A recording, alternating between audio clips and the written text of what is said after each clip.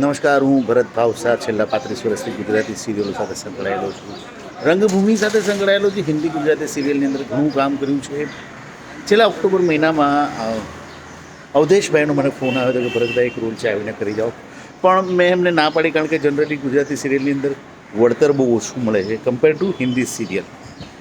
પણ 15 દિવસમાં પાછો અવધેશભાઈનો મને ફોન આવ્યો કે ભરતભાઈ પ્લીઝ આ વખતે ખરેખર અમે ફસાઈ ગયા છીએ, અમને કોઈ કેરેક્ટર મળતું નથી, તમે પ્લીઝ આવી જાઓ, ઇન્સ્પેક્ટરનો રોલ છે, કરી જાઓ, સારું કેરેક્ટર છે. મેં કીધું કે અવધેશભાઈ ફસાઈ ગયા છે તો ચલો એમને થોડી ઘણી હેલ્પ કરી લઈએ. નૂરભાઈ કરીને જે પણ પ્રોડ્યુસર છે એમની સિરિયલ માન્યતાની અંદર 2 દિવસનું કેરેક્ટર કરીને આવ્યો હું.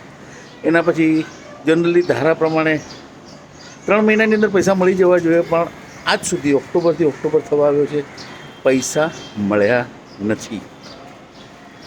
તો આજે જુગનુ મેડમ એમની સાથે જોડાયા છે ને મને ન્યૂઝ મળ્યા કે નહીં, આ તો બહુ ખોટું થઈ રહ્યું છે, પૈસા મળતા નથી. તો મને જુગનુ મેડમે કહ્યું કે ભરતભાઈ, તમને પૈસાની જરૂરત નહીં હોય, પણ બાકી ઘણા કલાકારો ફસાયેલા છે, એમના ઘણા દિવસોના પૈસા બાકી છે, તો એમની સાથે જોડાઓ અને એમને મદદ કરવા માટે પણ તમે સાથ આપો, એક વિડીયો બનાવો, જેથી કરીને માન્યતાના જે પ્રોડ્યુસર્સ છે નૂરભાઈ કરીને, જે એમની અગેન્સ્ટ આપણે કમ્પ્લેન કરી શકીએ, એમની અગેન્સ્ટ આપણે ઝુંબેશ ચલાવી શકીએ અને બધા કલાકારોને પાછા પૈસા મળી જાય.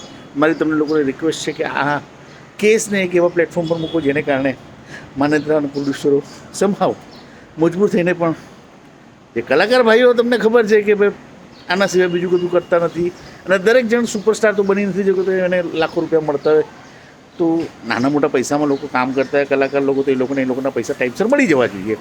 એવા આશયથી જ હું પણ જોડાયો છું. તો પ્લીઝ મહેરબાની કરીને હેલ્પ કરો.